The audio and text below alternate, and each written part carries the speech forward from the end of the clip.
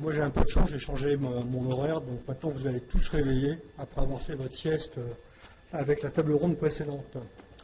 Je propose de vous parler d'une action qu'on mène dans une association qui s'appelle LECPRAT, qui est une association qui regroupe les anciens de Thales, que je vais vous présenter en une planche pour ne pas vous ennuyer trop. Donc c'est une association qui a été créée en 1984, qui a aujourd'hui 41 ans. On a 1500 adhérents, donc des anciens de Thales, de Thomson CSF et des sociétés qui se sont petit à petit, qui ont été reprises et intégrées à l'intérieur du groupe.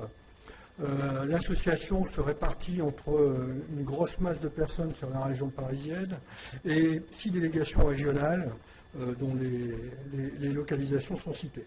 Alors on travaille, nous, à Vélizy, dans le site de Thales qui s'appelle Helios. Alors tout à fait honnêtement, je pleure quand je vois la taille de hangar que vous nous avez montré, ou que certains ont montré tout à l'heure. Nous, on est dans un petit bureau grand comme ça, et les quelques archives documentaires qu'on a, c'est dans une cave, en sous-sol et dans le noir. Par contre, donc, les valeurs, c'est solidarité, passion, transmission. On est loin de ne faire que de l'histoire, on va le voir après. Hein. On a un site et on communique également sur LinkedIn. On a, semble-t-il, 6500 abonnés. Donc on a pas mal d'activités qui n'ont rien à voir avec le sujet d'aujourd'hui. Donc des gens font du sport, ce qui est pas mal quand on est retraité, de la généalogie, des voyages, art, culture. On aide pas mal les gens au moment où ils partent en retraite et pendant la période de retraite. Et on a 3 sujets qui sont un peu plus intéressants, qui peuvent un peu plus vous intéresser. Donc sciences et techniques, tous les mois, on organise des conférences sur un sujet quelconque, et on a parfois la chance d'inviter un prix Nobel, ce qui va se passer encore dans quelques jours, venir nous expliquer ce sur quoi il a travaillé. Je ne vous dis pas qu'on comprend tout ce qu'il explique, mais ça fait bien d'aller écouter un prix Nobel. Par contre, plus précisément avec notre sujet d'aujourd'hui, on a 2 activités, donc le patrimoine et l'histoire.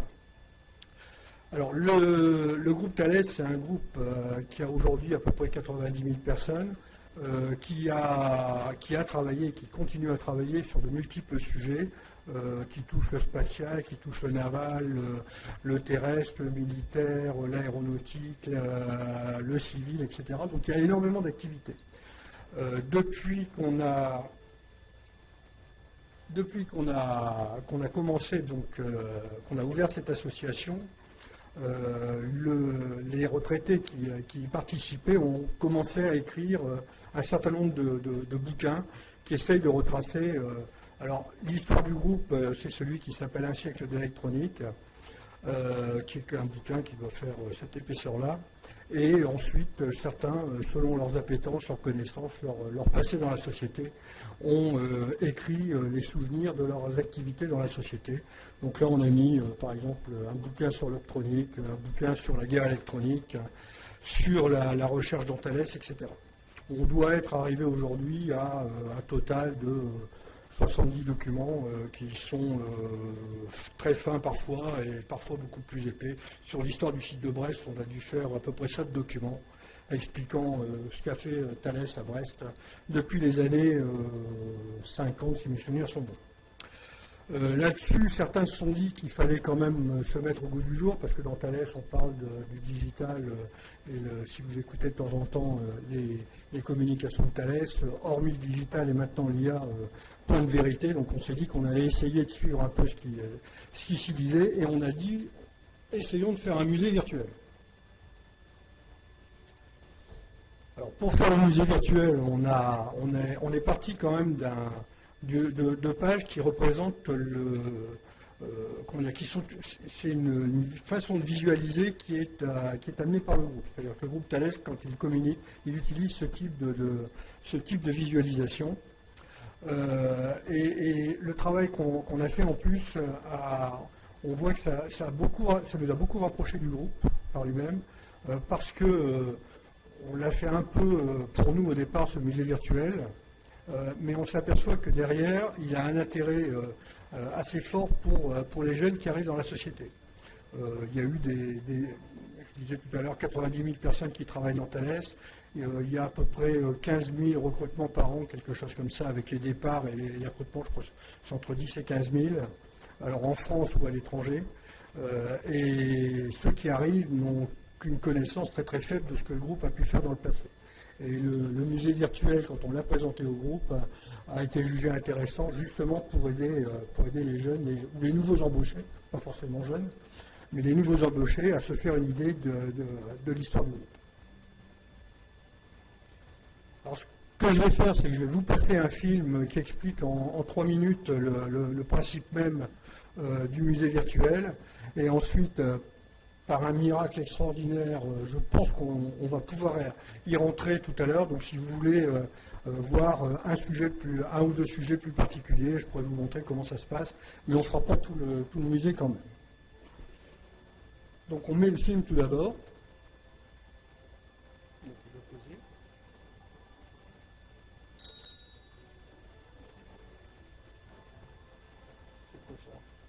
Sur mesure là, c'est sur ça qu'il fallait être.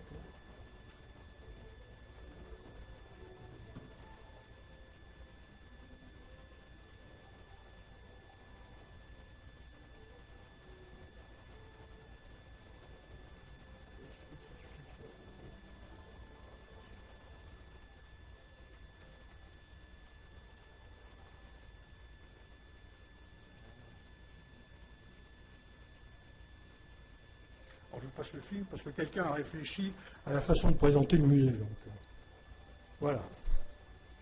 Partons à la découverte du musée virtuel Thalès by Ekpat, les anciens de Thalès. Entrons dans le musée pour parcourir le chemin de l'histoire Thalès à bord d'un véhicule.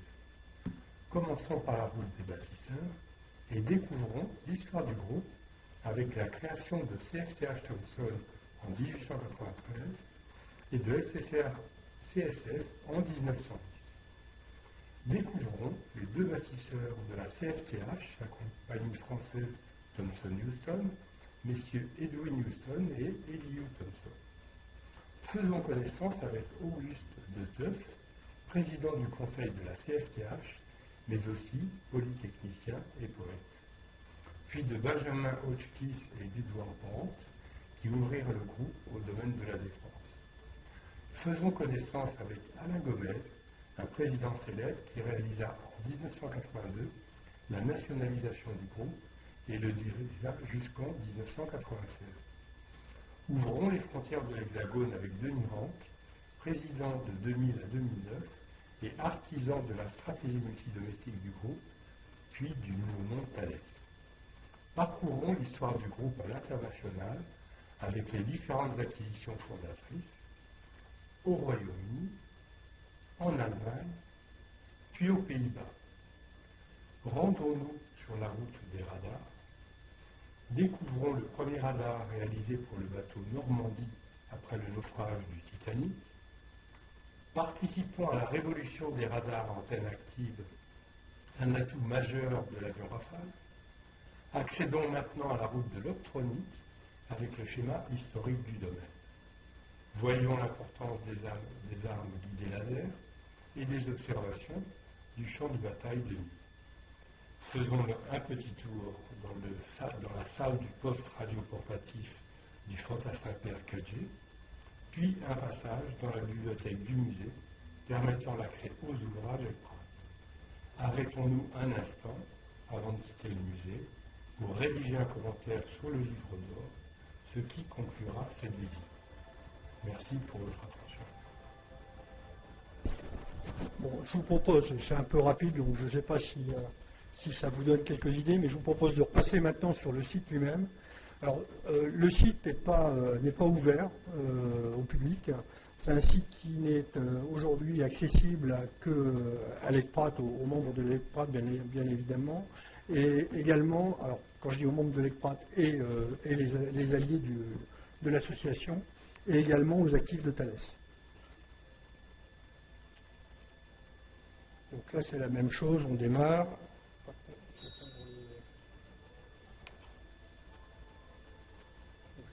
Là.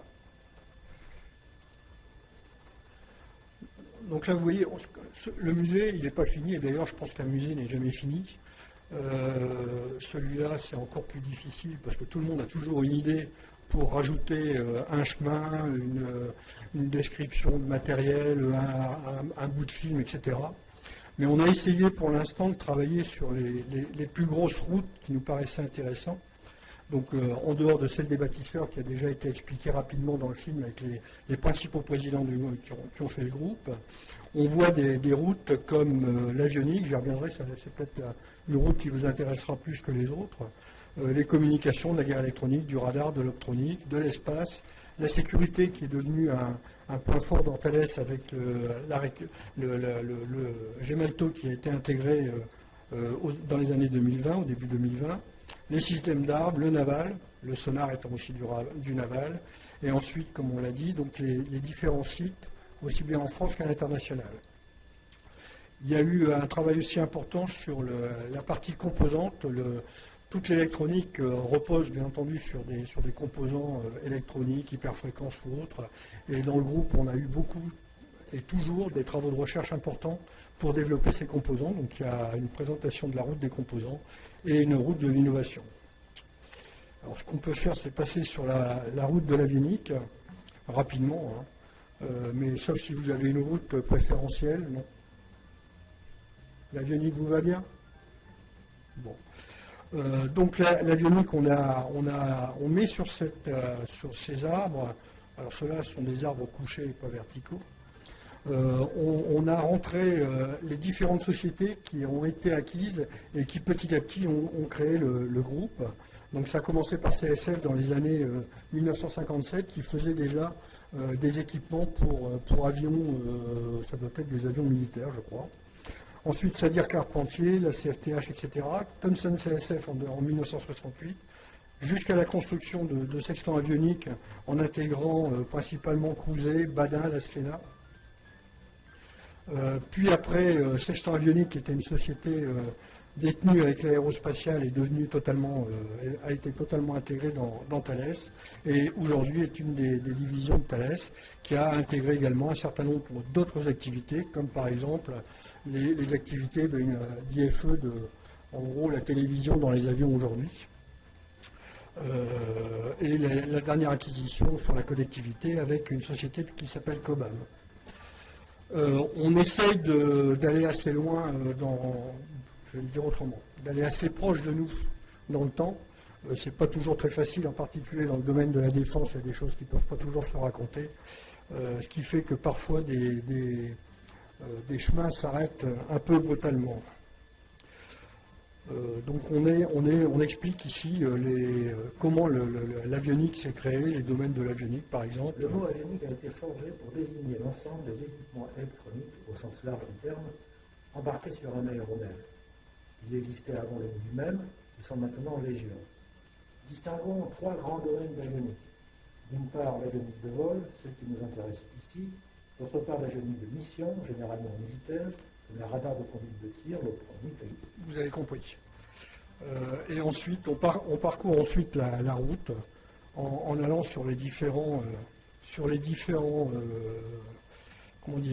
segments qui nous intéressent. On ressort et on revient à la page de départ, ce qui permet de rentrer dans un autre chemin ou éventuellement d'aller se coucher quand ça nous a un peu fatigué de lire tout ça.